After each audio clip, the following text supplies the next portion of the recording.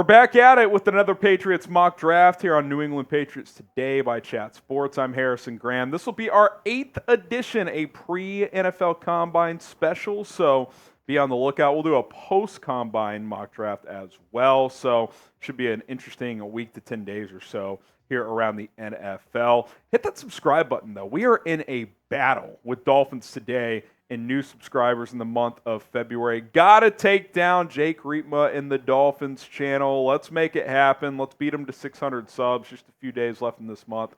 It's youtube.com/Patriots Today. Our coverage is 100% free. All right, let's dive in here. Round 1, pick number 3.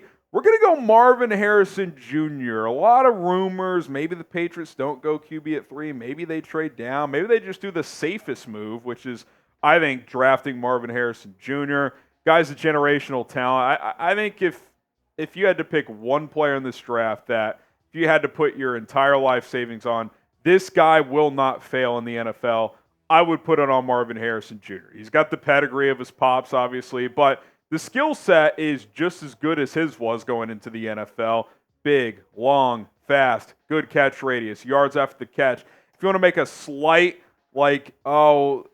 concern is his drop rate is a tick higher than you would like. Guy was also playing with Kyle McCord. That guy's throwing knuckleballs out there. So I would certainly be very okay with this avenue. And let's be honest, we could talk about quarterback till the cows come home, and we will. But, Rolly, this wide receiver room just isn't that good. You just need playmakers. And when your number one wide receiver is Kendrick Bourne, you got issues there. And he's a free agent. I mean, and he tore his ACL. Yeah, Juju and Devontae Parker just have not been it. I'd expect one of them to potentially be traded or even cut. Maybe you look in that Parker direction. Can't really cut Juju, but maybe one of those guys aren't on the roster this season. So you need weapons alongside whatever quarterback it is. Mm-hmm. And I think, to me, Harrison, evaluation will be key. And I know a lot of people are going to say in the comments, was like, well, if you don't want to draft a quarterback at 3, just trade down and get a massive haul. I think that is a very real situation. And if they fall in love with one of Jayden Daniels and Drake Maye, that one does not fall to 3, and they are not sold on the other. Yep. I do expect them to explore trading down from number 3. But what if they just look to take the best player available that is also probably your second biggest position of need, which is Marvin Harrison Jr. at number 3 overall. I do understand maybe trading back and looking for a Doomsday Neighbors because these are stud as well, but Marvin, as you mentioned, might be the most can't-miss prospect in the entire draft. Yeah, I think the Patriots are in a good position, Rolly. If they love the top 3 quarterbacks, well, they're guaranteed to get one. If they don't, they're probably going to find a team that will, because teams are looking ahead to next year's draft that's not a good QB draft. So at least one team is going to come up and make offers.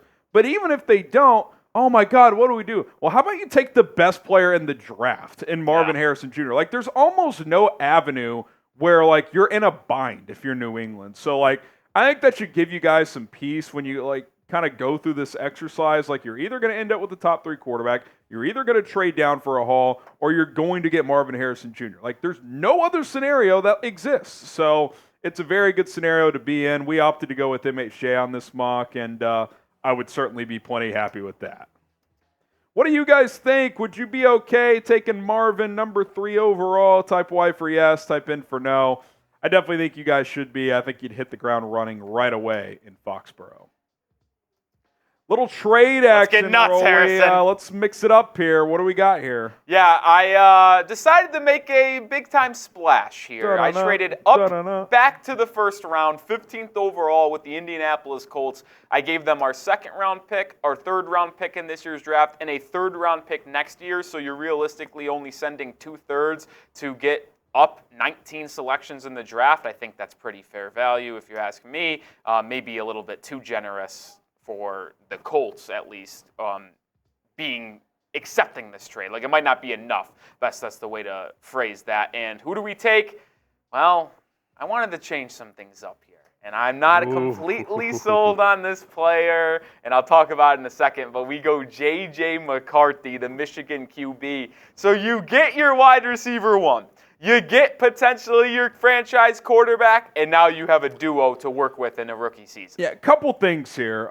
Number one, Rolly and I are pretty on the record. We're not big JJ McCarthy guys, but he's going to go high. Like, he just is. I think he will go top 15. Listen, if you want to go glass half full on the JJ side of things, this is what it is, Rolly. The guy on third down was money. His third down numbers were excellent last year at Michigan. He's a proven winner. He's an intangibles guy, and he's 21 years old. So there's a strong belief among NFL evaluators that this guy could still improve more than any of the other top guys because, A, Michigan, he wasn't like the central part of their offense, so he got less reps, if you will, almost, and B, he's still young as a physical and mental player, and the intangibles are there. So, even though I'm not a huge McCarthy guy, maybe you bring him in here, you sign a bridge guy. I will say that too, Roy. I'm not starting him as a 21-year-old rookie I would in agree week with one. that. You go bring back Jacoby Brissett. I think he'd be a great bridge. You could go get a Gardner Minshew. There's guys out there you could find, but some team is going to take him. They just are. We'll see if New England's one of those teams. Yeah, I kind of echo the same sentiment. I'm not the biggest JJ McCarthy guy, but he is absolutely going to be a top half draft pick in the first round, and he's gaining a lot of traction of being a top 10 selection as well. He's got a good arm. He's got a live arm. He can really zip it in the intermediate part. The only concern, I wouldn't say only, but the main concern I have with JJ McCarthy is his ability to layer the football. I don't know if he has that touch to be able to go 15, 20 yards and have to put it over a linebacker and in between a safety. He's not a great deep ball thrower either. It feels like he's got one speed, and it's a good speed of a bullet 15 yards out or over the middle of the field. But I will say this. He throws, not the layer balls. He's a good over-the-middle thrower, though. He could throw the ball in tight windows. He's got some tight window throws. This is not a bum of a prospect. I wish we would have seen him more in, where, hey, go win us the game type. He had last-minute drives, but I mean, throughout, drive after drive. Caleb and Drake had to do that because their defenses sucked. Now, that's not McCarthy's fault, but, these other guys, Penix, they're winning because of those guys. I'm not saying McCarthy wasn't a reason Michigan won a national championship. He absolutely was. But they were, I don't want to say they hid him, Rolly, but they didn't need him to be Superman, whereas 3 or 4 of the other top guys kind of had to be that for those teams to win. So it's just a different situation. It's interesting. I think you could argue he's the most interesting player going into the draft because I think the NFL is going to be all over the place in terms of how these teams evaluate him. All right, we'll continue this mock after that pick in a moment, but we do got to tell you guys a little bit more about PrizePicks. Rolly and I have been playing PrizePicks for 6 months now since the NFL preseason, and listen, baseball's around the corner. We got some more or less action here. Pete Alonso, he's going to have a big year for the Mets. Take the more on his home runs. Going to go less on Mookie Betts as well. 10 to win 30 on this one. You can win up to 25 times your money on a 6-player entry. You got the NBA, college hoops. Rolly and I are college hoops junkies, so we're going to be cashing in with PrizePicks on a night-to-night basis. Go check it out, prizepicks.com/CLNS. Use the code CLNS. Get a deposit match up to $100. You got the link in the comments and in the description. Daily fantasy made easy with PrizePicks. Go check it out. All right, so obviously the downside of making a splash like that, Rolly, is you don't pick for a while, but you get an offensive tackle here in the 4th round, Dominick Puni out of Kansas with the number 104 overall. Graded out well per PFF. You would hope he would at least give you an opportunity to compete for a starting role here. Yeah, I don't know if Puni would be available, I should say, in the 4th round. I feel like he's definitely going to be a day 2 selection. And I think one thing very intriguing about him is his positional versatility. Obviously, you're hoping to fill that left tackle role, assuming Trent Brown leaves. But when you look at Puni's notes over the past couple seasons, he's 6'5", 320, so he's got decent size. He's a little bit older prospect, redshirt senior a year ago, so he's already 22 years old. But he played left guard in 2022 and then made the switch to that left tackle position, the protect the blind side for the Jayhawks in 2023. You saw his grades. He performed extremely well. Did not allow a sack for Kansas. So he made the switch to a more difficult position, and he absolutely rose to the occasion. Would not shock me if we're looking back to this video from 2-3 weeks from now after the Combine, and we're talking about Puni as a second-round pick potentially instead of that late third, early fourth round range that people believe he'd be going in right now. Yeah, I'll be curious to see like what his arm measurements are at the Combine. Like if he has longer arms, maybe the NFL views him as a tackle. If not, maybe he's viewed more as a guard. But you like that versatility. You like the ability to move around. I mean, very similar to Micah Winnu, right? Quality guard, quality tackle. So should be an interesting player to monitor at the NFL Combine. What is the biggest need for the Patriots outside of quarterback? I think it's either receiver or tackle. It's kind of pick your poison. They need both, so let us know what you think the biggest need is on this roster. Further into day 3, Kalen King, Rolly, for whatever reason in these mocks, he continues to slide a bit. I always take him. Coming into the 2023 season, he was viewed as potentially a first, if not a second-round pick. Now, he did not play well in 2023. I think that's why the stock has dipped a decent amount here after having a pretty damn good 2022.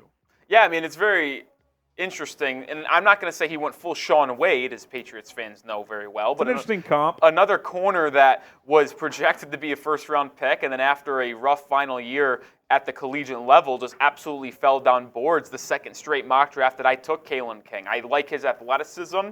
I like his potential, but he just didn't have it in 2023. You see the number at the bottom of your screen, 2022, PFF graded him out as one of the top 10 cornerbacks in all of football at that college level with an 89 grade. This year, though, 60. Not great. Couldn't cover worth a shit either. 55.7. He really struggled in man-covered situations. But listen, you're throwing darts here in round 5. You probably need to add a little bit to that cornerback room. You have Christian Gonzalez coming back. You have Marcus Jones, Jonathan Jones, Alex Austin as well. But you probably need to add a 4th or 5th guy to that room. And I think Kalen King as a rookie could be an interesting name to keep your eye out for the Patriots. I've taken him twice now. I'm personally a fan of taking the dart throw in the 5th round or 6th round. Yeah, we know the talent's there. He has good tape out there. Maybe he just had a bad year and gets into the NFL and kind of resets a little bit here.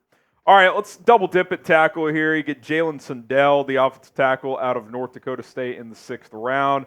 If you're not going to get that, round 1, round 2 type of tackle, Rolly, then doubling down later in the draft probably makes sense. Yeah, and the thing with Sundell, it's very interesting as well here. Another guy and prospect that is very versatile. You see the grades, and listen, obviously it's a little bit of a lower level than the potential Big 12s, the SECs that you see out of these other prospects, but he still graded out really well for the Bison this past season. And another guy who this was his first year playing that position for North Dakota State. He played center in 2021 and 22. He's a 3-year starter on their offensive line. First 2 were at center, made the jump to left tackle in 2023 and performed pretty well. Obviously, it's a little bit of a jump to go to left tackle and then go in your 2nd year ever playing left tackle at a professional level, you want to call it, being in the NFL. This is why he's a 6th round pick, not going early. And you bring in 2 guys that can play anywhere amongst that offensive line, and maybe you just throw them out there and say, hey,